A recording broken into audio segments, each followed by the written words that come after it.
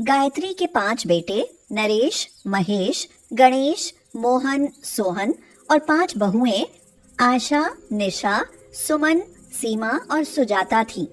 उसकी 5 बहुएं तरह तरह के खाने बनाने में कुशल थीं। माँ जी, मैं ऐसी कढ़ी चावल बनाती हूँ कि खाने वाला उंगलियाँ चाटता रह जाए।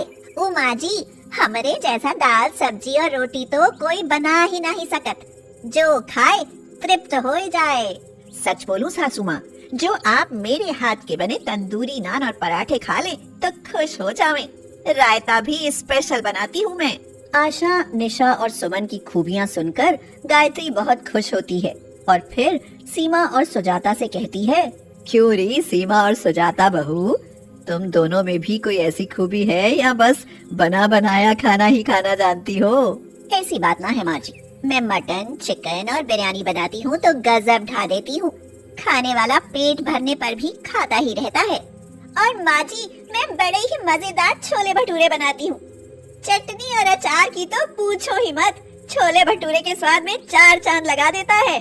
अपनी 5 बहुओं के पाक कौशल के बारे में सुनकर गायत्री बहुत खुश होती है और उनसे कहती है, तुम सब इतने अच्छे अच्छे खाने पका लेती हो, यह सुनकर बड़ी खुशी हुई। आज से तुम सब बारी बारी से अपनी अपनी पसंद का खाना बनाकर खिलाया करो, मेरे बेटे खुश हो जाएंगे। गायत्री के 4 बेटे नरेश, महेश, गणेश, मोहन और सोहन एक चीनी कारखाने में काम करते थे।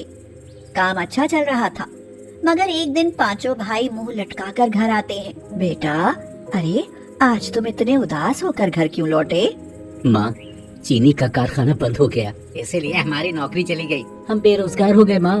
तुम दुखी मत हो बेटा, मेरे पास तुम सबके लिए एक खास रोजगार है। अब हम वही रोजगार करेंगे। गायत्री समझदार थी, वह अपनी 5 बहुओं के पाक कौशल का अच्छे से फायदा उठाना जानती थी।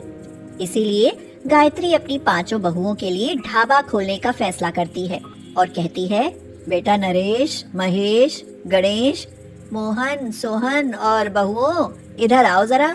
क्या बात है माँ? सुनो, मैं सोच रही हूँ कि क्यों ना हम एक ढाबा खोल ले, तुम्हें रोजगार मिल जाएगा बेटा।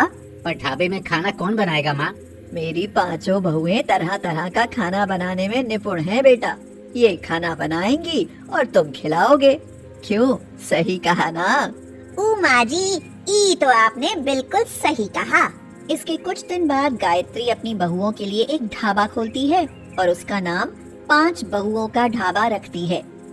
गायत्री की 5 बहुएं तरह तरह के खाने बनाती और गायत्री खाने का ऑर्डर लेती। उसके 5 बेटे खाना परोसते और ढाबे के दूसरे काम संभालते। भैया, मेरे लिए 2 प्लेट छोले भटूरे पैक करा दीजिए। बेटी सुजाता, 2 प्लेट छोले भटूरे पैक कर दो। जी माँ जी, अभी पैक कर देती हूँ। तभी कई और लोग खाना खाने आ जाते हैं और अपनी अपनी पसंद का खाना ऑर्डर करते हैं। मुझे कढ़ी चावल का प्लेट दो। मुझे तंदूरी नान खाना है। मुझे मटन करी और पराठा दो। ठीक है भाई, अभी लाता हूँ। गायत्री की 5 बहुएं अलग अलग तरह का स्वादिष्ट खाना बनाती और अलग अलग तरह का खाना खाने वाले लोगों को एक ही ढाबे में अपनी अपनी पसंद का खाना मिल जाता। इसीलिए लोग 5 बहुओं के ढाबे पर ही खाना खाना पसंद करने लगे। माँ, हमारा ढाबा तो बहुत अच्छा चल निकला। बेटा, यह सब तो तुम्हारी पत्नियों के आपसी मेल जोल का नतीजा है। जब तक बहुओं में एकता रहेगी, ढाबा बढ़िया ही चलेगा। हाँ, गायत्री की बात सच ही निकली। जब तक उसकी 5 बहुएं अपना अपना काम ईमानदारी से करती रहीं, ढाबा बहुत अच्छा चलता रहा। मगर फिर अचानक ही 5 बहुओं में आपस में अनबन रहने लगती है। मेरे कढ़ी चावल खाने वाले ग्राहक तुम सबसे ज्यादा होते हैं। रहने दो, फेंक मत, झूठी कहेगी। हमारे ढाबे पर सबसे ज्यादा ग्राहक मेरे बनाए छोले भटूरे खाने वाले ही तो होते हैं। तुम दोनों बात तो ऐसे कर रही हो जैसे तंदूरी नान और पराठे खाने तो कोई आता ही नहीं। मैं नान और पराठे ना बनाऊं ना तो हमारे ढाबे पर आधे भी ग्राहक ना बचे। हाँ। इस तरह धीरे धीरे गायत्री की बहुओं का आपसी मेल खत्म होता जाता है और ढाबा चलाना मुश्किल हो जाता है।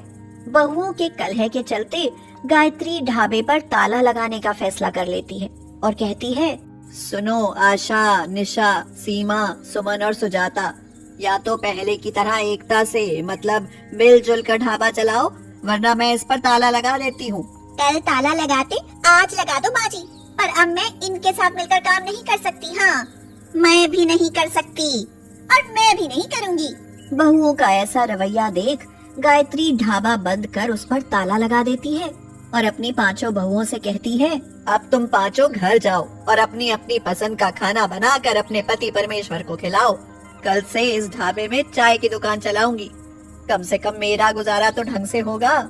इस तरह गायत्री ढाबे को चाय की दुकान बना देती है और उसकी पांचों बहुएं उसके बेटों को खाना बनाने के अपने अपने हुनर के हिसाब से अलग अलग ढाबे खोलने के लिए मनाने लगती हैं। क्यों ना हम कढ़ी चावल का ढाबा खोल लें, खूब चलेगा। दुनिया में मटन चिकन खाने वालों की संख्या कम ना है, इसलिए हम मटन चिकन का ढाबा खोलकर खूब कमाई कर सकते हैं। मन तो नहीं मानता, पर तुम कहती हो तो ये भी करके देख लेते हैं। इस तरह पांचों बहुएं अपने अपने पतियों को मनाकर किराए पर दुकानें लेकर अपने अपने ढाबे खोल लेती हैं। क्यों भाई, कढ़ी चावल के अलावा कोई नान या पराठा भी है क्या? नहीं साहब, वो तो नहीं है। नान या पराठा खाना है तो वहाँ गणेश के ढाबे पर चले जाइए। पहले ग्राहक को जो भी पसंद आता था एक ही जगह पर मिल जाता था। साथ ही सभी बहुएं एकता से मन लगाकर काम करती थीं तो खाना स्वादिष्ट भी बनता था। इसीलिए ग्राहक आते थे और ढाबा अच्छा चलता था। मगर बहुओं की फूट के कारण सबके अलग अलग ढाबे हो जाने से ग्राहक उन्हें छोड़ दूसरे बड़े ढाबों पर जाने लगे। इसी कारण कुछ ही दिनों में उनके ढाबे ठप होने लगे और दुकानों का किराया चुकाना भी मुश्किल होने लगा। क्या खाक ढाबा चल रहा है, दुकान का किराया तक नहीं निकल पा रहा। इसमें मैं क्या कर सकती हूँ? और कौन कर सकता है? जो काम सबके मिलजुल कर करने से अच्छा चल रहा था, वो तुम सबकी फूट और कलह के कारण बर्बाद होकर रह गया है। जैसे आशा के साथ होता है वही अन्य सब के साथ होता है। क्यों भाई, मटन चिकन के अलावा सादा सब्जी रोटी नहीं मिलेगी क्या? नहीं मिलेगी भाई। ढाबा खोलकर बैठ गए और खाने की व्यवस्था है नहीं। धीरे धीरे गायत्री की पांचों बहुओं को समझ आ जाता है कि काम को मिलजुल कर करने से जो सफलता मिल सकती है वह सफलता अकेले करने से नहीं मिल सकती। वे पांचों मिलकर ढाबा चलाएं तो उनकी अच्छी कमाई हो सकती है। यह समझ आते ही गायत्री के पांचों बेटे और बहुएं उसके पास आकर माफी मांगने लगते हैं। नरेश कहता है, माँ, हमें माफ कर दो, हमसे बड़ी भूल हो गई। माँ जी, अब हमने समझ लिया कि मिलजुल कर काम करना ही अच्छा होता है। काम को मिलकर करने से ही कामयाबी मिलती है। इसीलिए हम 5 बहुओं का ढाबा फिर से शुरू करना चाहते हैं माँ। पर याद रखना, इस बार कलह पैदा हुई तो कभी माफ नहीं करूंगी। हाँ, कभी नहीं होगा माँ जी कलह, हम सदा मिलकर काम करेंगी। उस दिन के बाद सचमुच ही गायत्री की पांचों बहुएं मिलजुल कर काम करने लगती हैं और 5 बहुओं का ढाबा खूब चलने लगता है। ताशी के पिताजी मिट्टी के बर्तन बनाते थे। उसके पिताजी जब भी बर्तन बनाने के लिए मिट्टी गीली करते, उसकी खुशबू से ताशी मचल जाती और उसका मन करता कि मुट्ठी भर कर मिट्टी खा जाए। ताशी चुपके से अंदर जाती और कोई न कोई मिट्टी का बर्तन तोड़कर बिस्किट की तरह खा जाती। इसी तरह बचपन से ही उसे मिट्टी खाने की आदत पड़ गई और ये आदत शादी के बाद भी नहीं छूटी। ताशी के पति शैलेश बोले, ताशी, तुम तो बहुत दुबली हो, यहाँ ऐसे नहीं चलेगा। तुम्हें खूब सारा खाना खाना पड़ेगा। बताओ, तुम्हें खाने में क्या पसंद है? मिट्टी। क्या? मिट्टी? ताशी एकदम से डर गई और सोचने लगी, अरे ये मैं क्या बोल गई?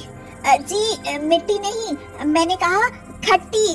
खट्टी, मुझे खाने में खट्टी चीजें बहुत पसंद है।